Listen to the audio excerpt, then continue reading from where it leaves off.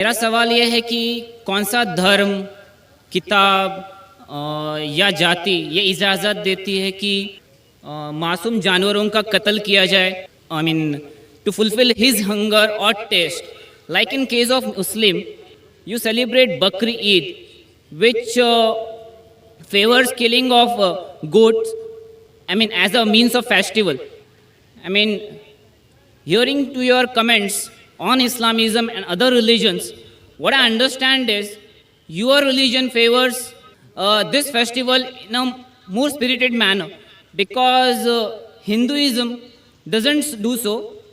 They don't believe in killing goats, but accept that there are non-vegetarians who prefer eating chicken and goat and others. But does Islam favor this thing? भाई साहब का बहुत अच्छा सवाल है. भाई साहब ने पूछा है पहले कि कौन सा मज़हब है जो मासूम जानवरों को कत्ल करने की इजाज़त देता है. फिर उसने कहा कि इस्लाम में आप जानवर का कत्ल करते हैं, आप नॉनवेज खाते हैं, हिंदू धर्म में इसकी ममानियत है. आपका सवाल है कौन सा मज़हब. पहले मैं इस्लाम का जिक्र करूँगा, बाद में इंशाअल्लाह दिगर मज़हब का भी जिक्र करूँगा. जहाँ तक कि इस्लाम का सवाल है, एक मुसलमान बहुत अच्छा मुसलमान रह सकता है प्योर वेजिटेरियन बन के भी. इस्लाम में ज़रूरी नहीं है कि आपको नॉनवेज खाना चाहिए, फ़र्ज़ नहीं है. और आप जानते हैं कि ये हमारा दूसरा कॉन्फ्रेंस है इस बड़े मैदान में, सुमैया ग्राउंड में. लास्ट ईयर ये सुमैया ट्रस्ट है, माशाल्लाह बहुत अच्छे लोग हैं. एक हफ़्ता पहले कॉन्फ्रेंस के पहले कहा कि हम नॉनवेज में नहीं मानते, आप नॉनवेज इस मैदान पे सर्व नहीं कर सकते. हमने कहा कि हम 9 महीने पहले बुक कर चुके हैं, एक हफ़्ते पहले आप बोलते ऑलरेडी स्टॉल दे चुके, ये नामुमकिन है. तो उनने अल्हम्दुलिल्लाह सुम्मा अल्हम्दुलिल्लाह हमारी बात रखी और लास्ट ईयर हमें नॉनवेज खाने की इजाज़त दी. इस साल जब हमने बुकिंग की, पहले शर्त लगाई कि इस मैदान में नॉनवेज सर्व नहीं होगा. हमने कहा ये आपका ख्याल है, हम आपके ख्याल की इज्जत करते हैं, क्योंकि इस्लाम में नॉनवेज खाना फ़र्ज़ नहीं है. इसीलिए आप देखेंगे फूड कोर्ट में भी नॉनवेज सर्व नहीं कर रहे. हमारे जो मुकर्रिरीन हैं, इस्लाम के विद्वान हैं, उनको भी हमने कहा, हमने माजरत चाही कि इस ग्राउंड पे हम आपको नॉनवेज नहीं सर्व करेंगे, क्योंकि ये मुसलमान की ज़बान है. हम जब ज़बान देते हैं उसका पालन करते हैं.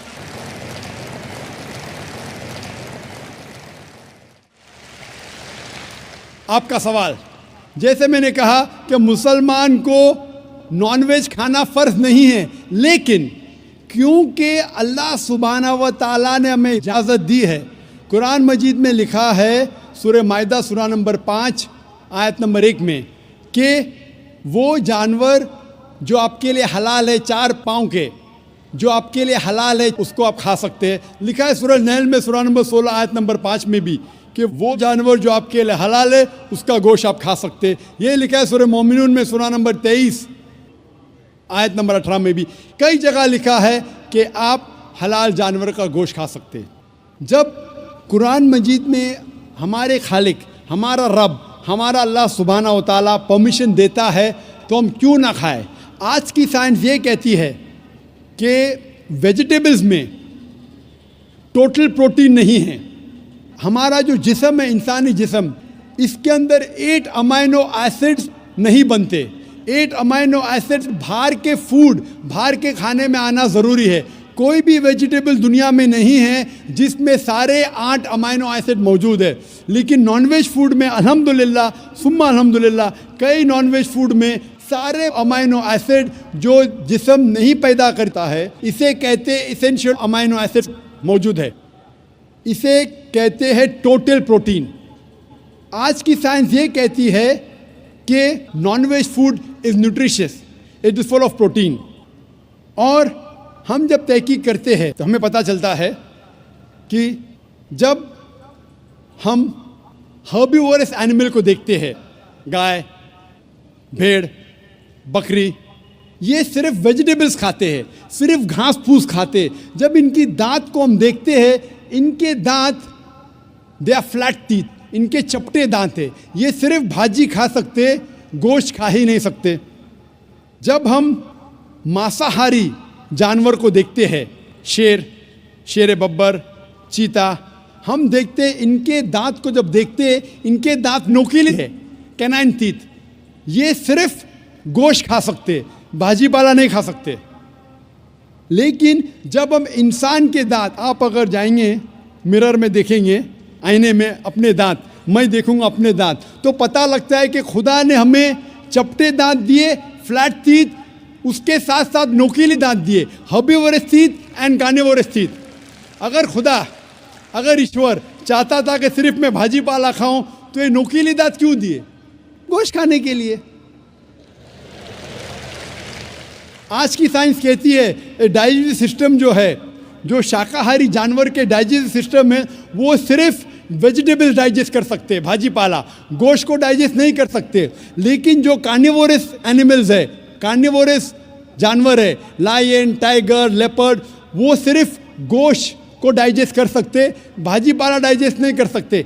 इंसान का डाइजेस्टिव सिस्टम है, इसमें स्मॉल इंटेस्टाइन है, इसमें लार्ज इंटेस्टाइन है। ये भाजी पाला भी डाइजेस्ट कर सकती है, गोश्त भी डाइजेस्ट कर सकती है। अगर खुदा चाहते थे कि सिर्फ हम भाजी पाला खाए, तो नॉनवेज फ्लैश डाइजेस्ट करने का डाइजेस्टिव सिस्टम क्यों दिया? क्योंकि हम फ्लैश खा सके, गोश्त खा सके। बहुत से गैर मुसलमानों को ये गलत फहमी है कि उनके मज़हब में गोश्त खाना हराम है, और कई हिंदू समझते हैं कि उनके मज़हब में लिखा है कि गोश्त खाना हराम है। और आपने कहा कि हमारे धर्म में गोश्त खाना हराम है। भाई साहब, आपको आपके धर्म का इल्म कम है, इसीलिए मैं कहता हूँ कि हिंदुइज़्म जानने के लिए हिंदू की तरफ मत देखिए, हिंदू ग्रंथ का मुताला कीजिए। जब आप हिंदू ग्रंथ का मुताला करते हैं, लिखा है मनुस्मृति में चैप्टर नंबर 5 श्लोक नंबर 30 में, उसमें लिखा है कि ईश्वर ने कुछ जानवर बनाए खाने के लिए और कुछ जानवर को खा जाने के लिए। God has created some animals to eat and some to be eaten. अगर आप उस जानवर को खाते हैं जिन जानवर को खुदा ने बनाया है खा जाने के लिए, तो आप गुनाह नहीं कर रहे। If you are eating the animals who God has created to be eaten, you are not doing a sin. आगे जब पढ़ते लिखा है मनुस्मृति में चैप्टर नंबर 5 में, अध्याय नंबर 5 में, मंत्र नंबर 40 में, कि खुदा ने कुछ जानवर बनाए हैं कुर्बानी के लिए। अगर आप कुर्बानी में जानवर का कत्ल करते हैं तो आप गुनाह नहीं करते। आगे लिखा है मनुस्मृति में चैप्टर नंबर 5 मंत्र नंबर 41 में कि जानवर का कत्ल करना, जो जानवर खाने के लिए बनाए गए हैं, वो गुनाह नहीं है। इसी तरीके से कई जगह वेद में लिखा है कि ऋषि गोश्त खाते थे, जानवर को खाते थे। वक्त नहीं है डिटेल में बात करने का, लेकिन अगर आप महाभारत पढ़ेंगे अनुशासन पर्व चैप्टर नंबर 88, इसके अंदर युधिष्ठिर जो पांडव का एक भाई था, वो पूछता है भीष्म से कि हम यज्ञ में, पूजा में क्या खाना दे भगवान को, ईश्वर को, ताकि हमारे पुरखों को संतुष्ट मिले। तो भीष्म कहता है युधिष्ठिर से कि आप यज्ञ में अगर भाजी पाला देंगे तो हमारे बाप दादा 1 महीने के लिए खुश रहेंगे। अगर आप मच्छी देंगे 2 महीने के लिए, अगर आप खरगोश देंगे 3 महीने के लिए, अगर गोश्त देंगे तो 4 महीने के लिए, अगर आप बेकन देंगे तो 5 महीने के लिए, अगर परिंदे का गोश्त देंगे तो 6 महीने के लिए, अगर हिरन का गोश्त देंगे तो 7 महीने के लिए। पूरा मेन्यू है, माशाल्लाह बड़ा मेन्यू है। उसके आगे लिखा है अगर आप गाय देंगे तो पूरे 1 साल के लिए हमारे बाप दादा संतुष्ट रहेंगे, और अगर गेंडा राइनोसरस देंगे तो 20 साल के लिए हमारे बाप दादा खुश रहेंगे। पूरा मेन्यू है। क्या चाहते हैं बोलो? मच्छी, खरगोश, क्या चाहते हैं बोलो? ये आपके ग्रंथ में लिखा है, मेरे ग्रंथ में नहीं। हमारे ग्रंथ में सब चीज़ खाने की इजाज़त नहीं, सिर्फ वो चीज़ जो हमारे लिए हलाल है। इसी तरीके से बाइबल में भी लिखा है आप गोश्त खा सकते, अक्सर धर्म की किताबों में लिखा है कि आप गोश्त खा सकते हैं। आप मेरा अगर एक डिबेट देखेंगे जिसका मौजू था, is eating non vegetarian food permitted और prohibited for a human being, क्या इंसान के लिए गोश्त खाना हलाल है या हराम है। और मैंने डिबेट किया था एक जैन के साथ जिसका नाम था रश्मिबाई झवेरी। वो इंडियन वेजिटेरियन कांग्रेस का सदर था, प्रेसिडेंट था। वो दुनिया भर घूमता है बताने के लिए कि नॉनवेज हराम है, और उसने मुझे चैलेंज किया। मैंने कहा भाई आपस में बैठ के बात करेंगे। नहीं नहीं, पब्लिक में चैलेंज किया, डिबेट करेंगे। मैंने कहा अच्छा आ बेल मुझे मार। तो मैंने कहा ठीक है भाई, पब्लिक में। बोला मैं लोग को लेके आऊँगा। मैं बोला लेके आओ। तो पाटकर हॉल के अंदर 1998 में तकरीबन 10 साल पहले डिबेट किया। वो देखेंगे सारी डिटेल्स है। लेकिन हिंदू मज़हब की किताब में ये लिखने के बाद कि गोश्त खा सकते, फिर भी कुछ हिंदू शाकाहारी क्यों हैं, वेजिटेरियन क्यों है? क्योंकि वो मुतासिर हो रहे थे बाकी फ़लसफ़े के साथ जिसमें कहा गया है नॉन वायलेंस। और कुछ जैन मानते कि ईटिंग नॉन वेज इज़ हराम, इज़ प्रोहिबिटेड। और हम जब पूछते क्यों जानवर का गोश्त खाना हराम है, तो वो कहते हैं कि घास और भाजी पाला के अंदर ज़िंदगी नहीं है, जानवरों में ज़िंदगी है। जब आप कोई ज़िंदगी लेते हैं, किसी का कत्ल करते हराम है। आज साइंस तरक्की करने के बाद पता चलता है कि वेजिटेबल्स में भी जान है, भाजी पाला में भी जान है। तो वो ज़रा अपनी फिलॉसफी को तब्दील करते।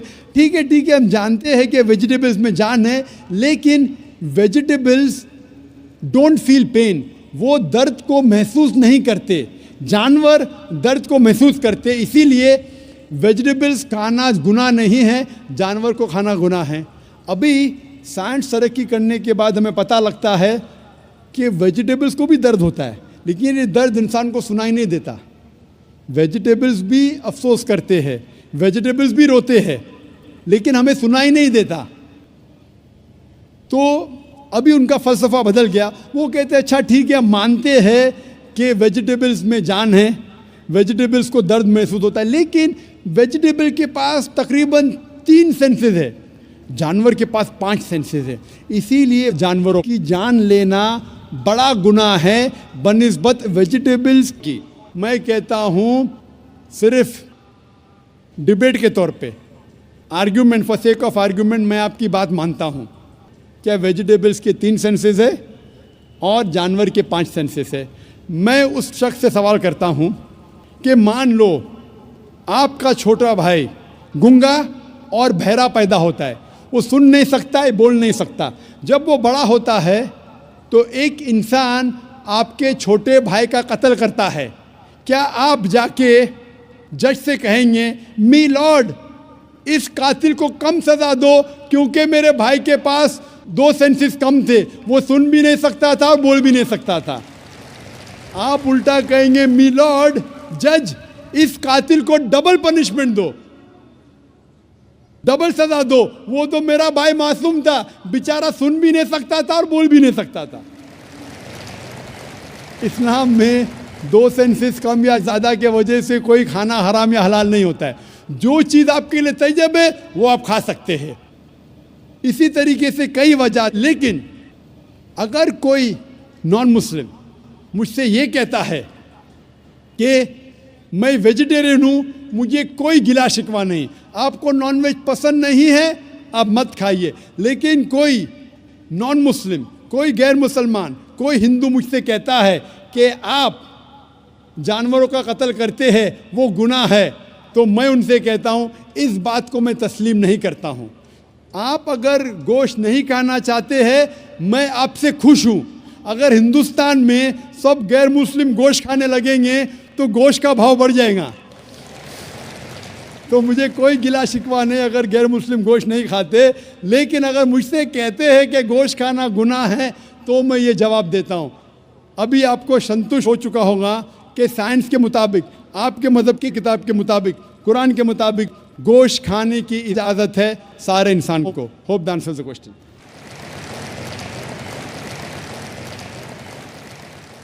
ख़वातीन के शोबे में अगर कोई गैर मुस्लिम खातून हो तो वो सवाल कर सकती हैं।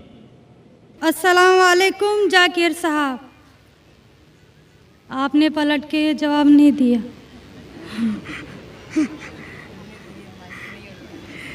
जी, मेरा नाम रेणुका है। वालेकुम अस्सलाम वरहमतुल्लाहि वबरकातुहू। जी सर, मेरा नाम रेणुका है और मैं एक महाराष्ट्रियन परिवार से हूँ।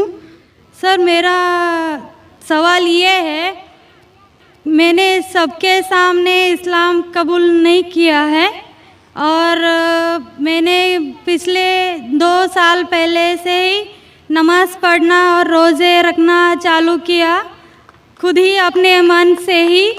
तो मैं ये चाहती हूँ कि आप सबके सामने मुझे इस्लाम कबूल करवाएं, ये मेरी आपसे गुजारिश है।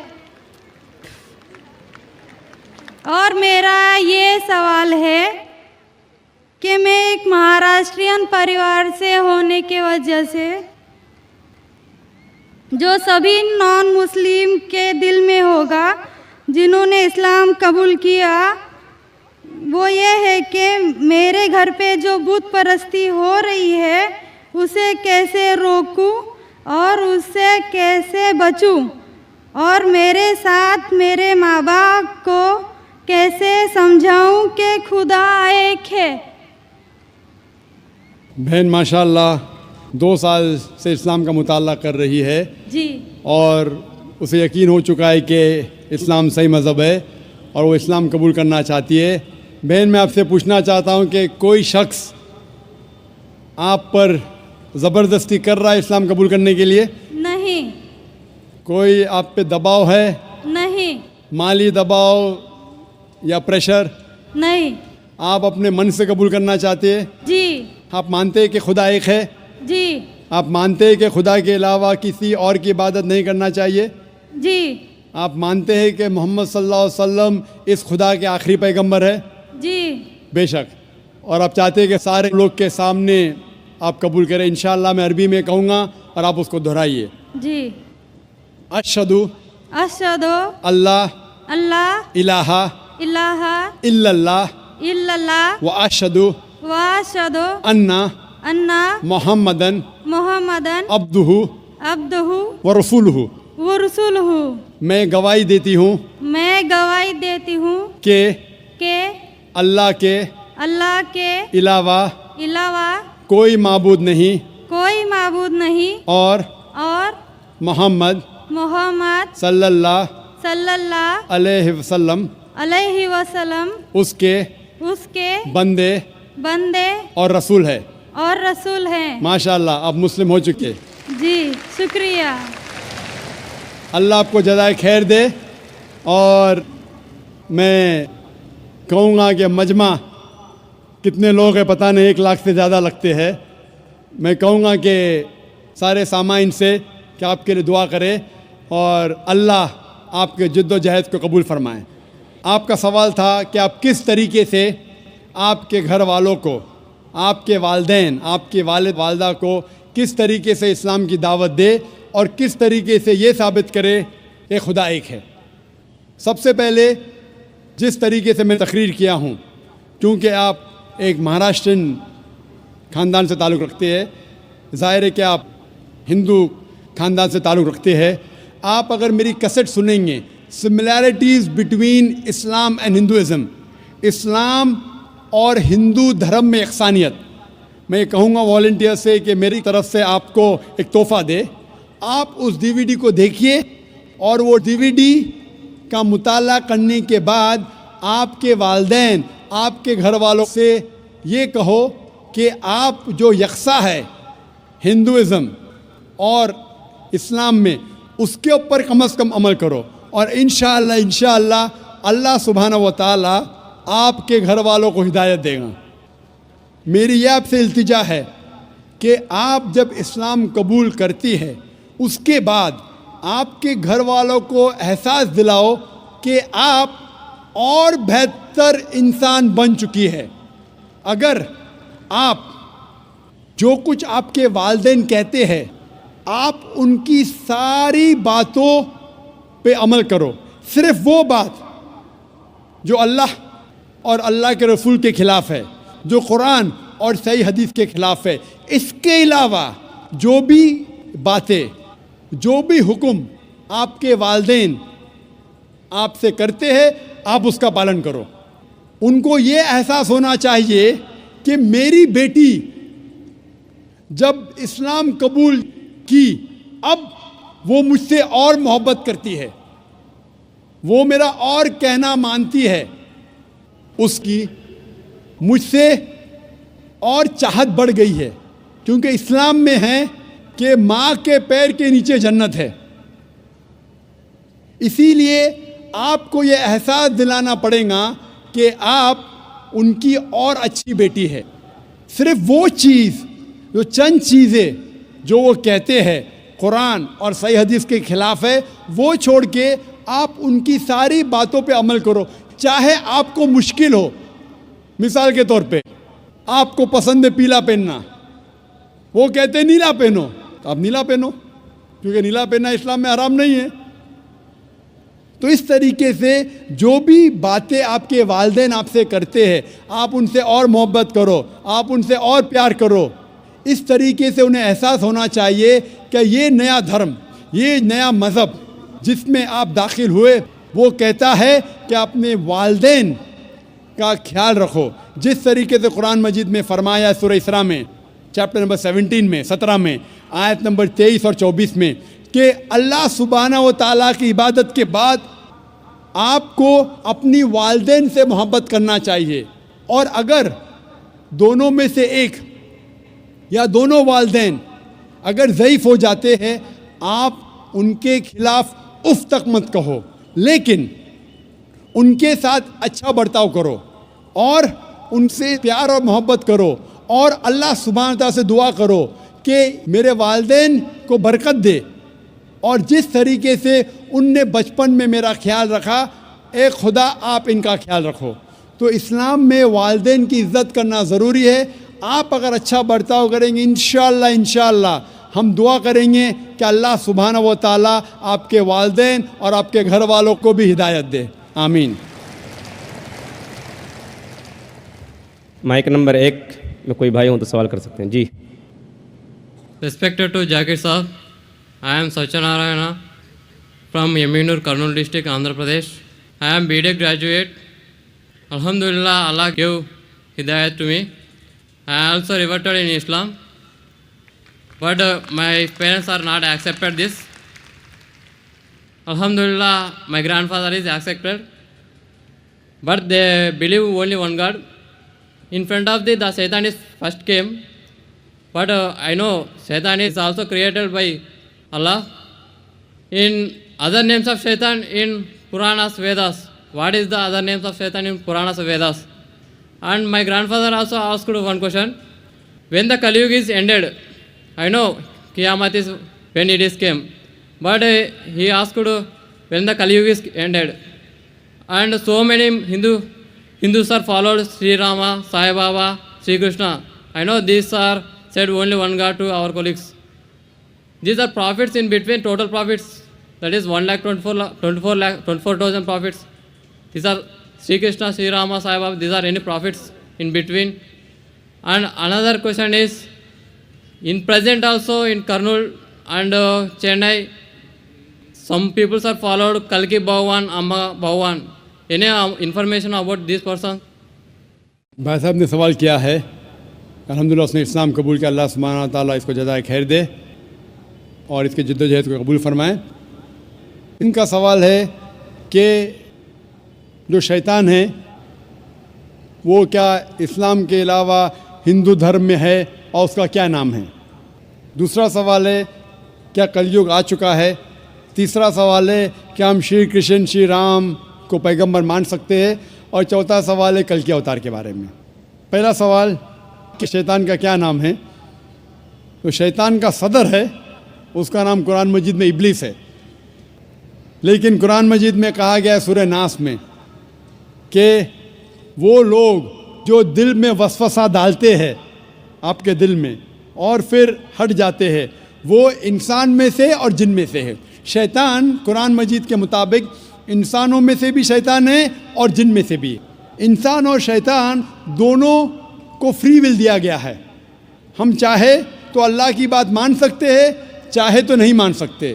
जो लोग को फ्री विल देने के बाद जो अल्लाह सुब्हानहू व तआला की बात मानते हैं वो फरिश्ते के ऊपर हो जाते हैं। जो अल्लाह सुब्हानहू व तआला के खिलाफ जाते हैं उसे कहते हैं शैतान। तो शैतान इंसानों में से भी है और जिन में से भी है। और इसका जिक्र दिगर मज़हब की किताब में भी है। शैतान, डेविल बोलो, अंग्रेज़ी में डेविल कहते हैं, बाइबल में उसका नाम है डेविल। उस तरीके से हिंदू मज़हब, बाकी मज़हब की किताब में भी लिखा है शैतान, और पारसी किताब में अहरमान। तो हर मज़हब में there is an evil force, उसे शैतान कहो, डेविल कहो, इब्लीस कहो। आपका दूसरा सवाल है जो कलयुग, ये कलयुग आ चुका है। आपका तीसरा सवाल कि हम श्री कृष्ण, श्री राम को पैगंबर मान सकते हैं क्या नहीं। मोहम्मद सल्लल्लाहु अलैहि वसल्लम फरमाते हैं, सही हदीस है मिशकात अल-मसाबी की जिल्द नंबर 3 में, हदीस नंबर 5373 में, जिसका जिक्र आता है अहमद इब्न हंबल में जिल्द नंबर 5 में, सफ़ा नंबर 265 और 266 में। अल्लाह के रसूल फरमाते हैं कि अल्लाह सुब्हानहू व तआला ने इस ज़मीन पे 1,24,000 पैगंबर भेजे हैं, लेकिन नाम से कुरान मजीद में सिर्फ 25 का जिक्र है। आदम अलैहिस्सलाम, नूह अलैहिस्सलाम, इब्राहिम अलैहिस्सलाम, मूसा अलैहिस्सलाम, ईसा अलैहिस्सलाम, मोहम्मद सल्लल्लाहु अलैहि वसल्लम, नाम से 25। लेकिन कुरान मजीद में लिखा है सूरह फातिर में सूरह नंबर 35 आयत नंबर 24 में, व इम मिन उम्मतिन इल्ला खला फ़ीहा नज़ीर, नहीं है कोई उम्मत जिसमें अल्लाह सुब्हानहू व तआला ने खबरदार करने वाला नहीं भेजा। अल्लाह ताला फरमाते सूरह रौद में सूरह नंबर 13 आयत नंबर 7 में, वलिकुल्लि कौमिन हाद, और हर कौम में हमने हिदायत देने वाला भेजा। नाम से सिर्फ 25 का जिक्र है। अल्लाह के रसूल फरमाते 1,24,000 पैगंबर है। आप मुझसे पूछते हैं, हो सकता है कि श्री कृष्ण पैगंबर थे, क्या हो सकता है कि श्री राम पैगंबर थे? क्योंकि कुरान मजीद में श्री कृष्ण या श्री राम का जिक्र नहीं आता है, नहीं कोई सही हदीस में आता है। इसीलिए मैं ये नहीं कह सकता हूँ कि ये पैगंबर थे। मैं ये कह सकता हूँ कि हो सकता है, मे भी हो सकता है वो पैगंबर थे या हो सकता है वो पैगंबर नहीं थे, लेकिन ये नहीं कह सकता कि वो 100% पैगंबर थे। कुछ लोग कहते हैं राम अलैहिस्सलाम, ये गलत है, ये कहना गलत है। तो श्री कृष्ण, श्री राम हो सकता है पैगंबर थे, हो सकता है नहीं थे, लेकिन अगर वो पैगंबर थे, जितने भी पैगंबर मोहम्मद सल्लल्लाहु अलैहि वसल्लम के पहले आए वो सिर्फ अपने लोगों के लिए भेजे गए थे, अपनी कौम के लिए, और उनका पैगाम महदूद था एक वक्त के लिए। इसीलिए आज आप चाहे इंडिया में जी रहे हैं या अमेरिका में या यूके में या सऊदी अरेबिया में, आज आखिरी पैगंबर जो कुरान में लिखा है सूरह अंबिया में सूरह नंबर 21 आयत नंबर 107 में, वमा अरसलना का इल्ला रहमतुल आलमीन, हमने मोहम्मद सल्लल्लाहु अलैहि वसल्लम को नहीं भेजा लेकिन सिर्फ रहमत बना के सारे आलमीन के लिए, सारे इंसानियत के लिए, सारे जहां के लिए। क्योंकि मोहम्मद सल्लल्लाहु अलैहि वसल्लम आखिरी पैगंबर थे, वो सिर्फ मुसलमान या अरबों के लिए नहीं भेजे गए थे, वो सारी इंसानियत के लिए भेजे गए थे। तो आज चाहे आप हिंदुस्तान में रह रहे हैं या यूएसए में या यूके में या सिंगापुर में या सऊदी में, आपको मानना चाहिए आखिरी पैगंबर मोहम्मद सल्लल्लाहु अलैहि वसल्लम में। और ये लिखा है हिंदू मज़हब की किताब में भी। जिस तरीके से आपने कहा कल के अवतार के बारे में, इसके ऊपर तकरीर दी थी मैंने लास्ट सैटरडे, एक हफ़्ता पहले 15 तारीख को इसी स्टेज पे एक हफ़्ते पहले मैं तकरीर किया था। मोहम्मद सल्लल्लाहु अलैहि वसल्लम का ज़िक्र मुख्तलिफ़ मज़हबी किताबों में, और उसमें मैंने कल के अवतार का भी जिक्र किया था। लिखा है कल की पुराना में चैप्टर नंबर 2 में वर्ष नंबर 4, 5, 7, 11 और 15 में कि कल की अवतार आएंगे, ये भविष्यवाणी है। उसके वालिद का नाम है विष्णु यास, तर्जुमा करते हो जाता है अल्लाह का बंदा अब्दुल्ला। उसके वालदा का नाम है सुमति, तर्जुमा होता है अमन रखने वाली औरत, जिसका तर्जुमा होता है आमिना। कहा गया है कि वो पैदा होंगे संभाला में, अमन की जगह, तर्जुमा है मक्का। वो पैदा होंगे उस संभाला देश के सदर के घर में। हम जानते हैं मोहम्मद सल्लल्लाहु अलैहि वसल्लम कुरैश ख़ानदान में पैदा हुए। इस तरीके से डिटेल में मैंने जिक्र किया था एक हफ्ते पहले कल की अवतार। ये कल की अवतार है आखिरी पैगंबर मोहम्मद सल्लल्लाहु अलैहि वसल्लम। आप ये बात अपने वालिद से कह सकते और इंशाअल्लाह हम दुआ करेंगे कि आपके वालिद को भी हिदायत मिले। अस्सलाम वालेकुम। माइक नंबर 2 में अगर कोई नॉन मुस्लिम भाई हों तो सवाल कर सकते हैं। अस्सलाम वालेकुम। मेरा नाम आत्माराम जायसवाल है। मैं इस्लाम धर्म कबूल करने के लिए तैयार हूँ। मेरी थोड़ी प्रॉब्लम है कि मेरे घर वालों को मालूम नहीं है मैं इस्लाम धर्म कबूल करने के लिए तैयार हूँ। ऐसे हालत में मैं बोल भी नहीं सकता कि मेरे घर वाले की क्या राय मशवरा रहेगा, लेकिन चीज़ों को सब बातों को भूल कर मैं इस्लाम धर्म कबूल करने के लिए तैयार हूँ। हालांकि मेरी शादी भी हो गई है। मैं ये पूछना चाहता हूँ कि इस्लाम धर्म कबूल करने के बाद मैं अपने परिवार में अपने बीवी के साथ मतलब अपने माँ बाप भाई के साथ रह सकता हूँ कि अलग रहना पड़ेगा? भाई साहब का सवाल है कि वो इस्लाम मज़हब कबूल करना चाहते हैं लेकिन उनके वालिदैन को नहीं पता है। क्या अपने वालिदैन को बताना ज़रूरी है? और इस्लाम कबूल करने के बाद क्या मैं अपने घर में माँ बाप के साथ रह सकता हूँ कि नहीं?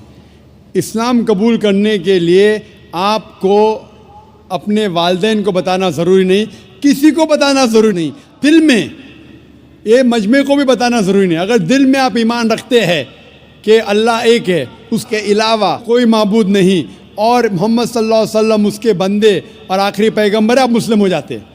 आपको किसी को बताने की ज़रूरत नहीं। अगर आपको शक है क्या बताने के बाद मेरी जान खतरे में आ सकती है या मुझे कोई चोट पहुंच सकती है, तो आप इसको महफूज रख सकते, किसी को बताने की ज़रूरत नहीं। लेकिन अगर बता सकते हैं तो बेहतर है, लेकिन बताना फ़र्ज़ नहीं है।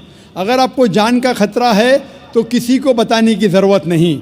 लेकिन अगर आप बताएंगे आप आसानी से इस्लाम को फॉलो कर सकेंगे।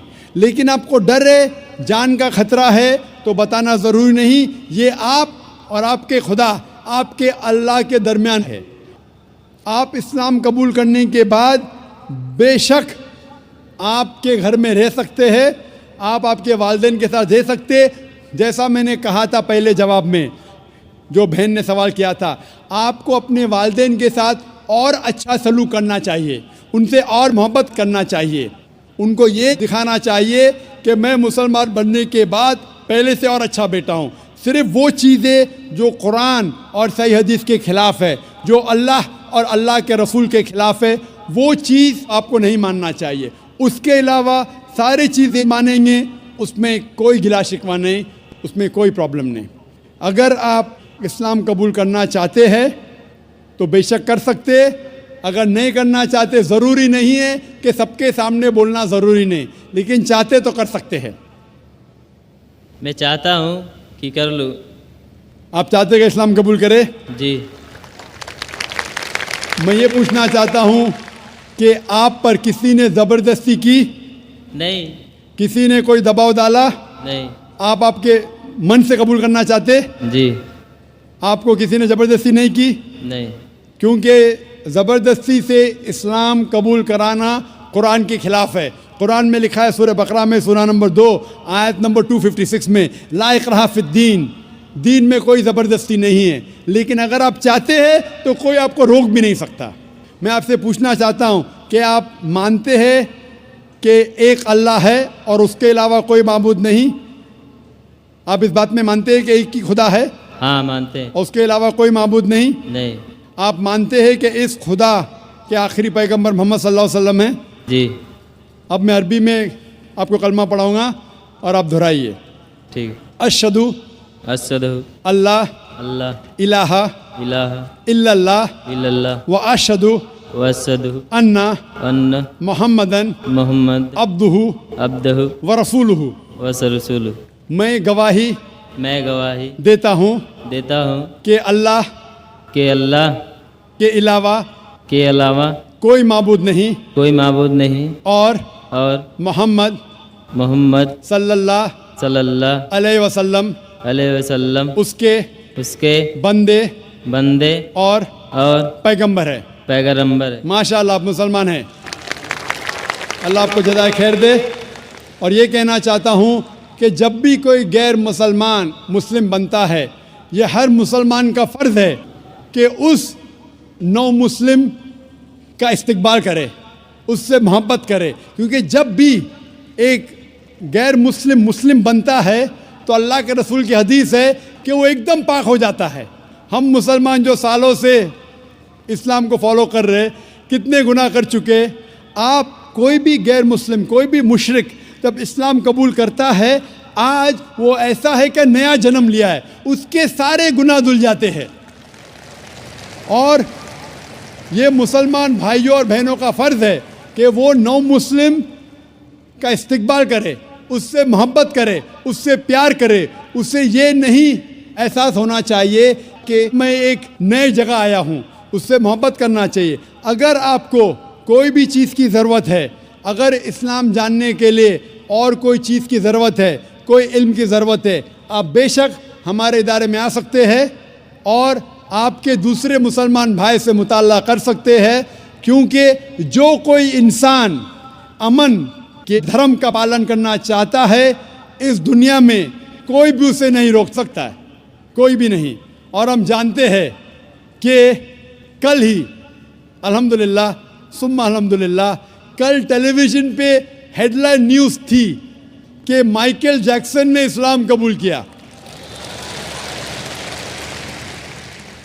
तो जब जॉर्ज बुश माइकल जैक्सन को इस्लाम कबूल करने से रोक नहीं सका था यूएसए में, तो जो भी इंसान अपनी मर्ज़ी से इस्लाम कबूल करना चाहता है इस देश में, कोई भी उसे रोक नहीं सकता। लेकिन उसके ऊपर कोई दबाव नहीं होना चाहिए।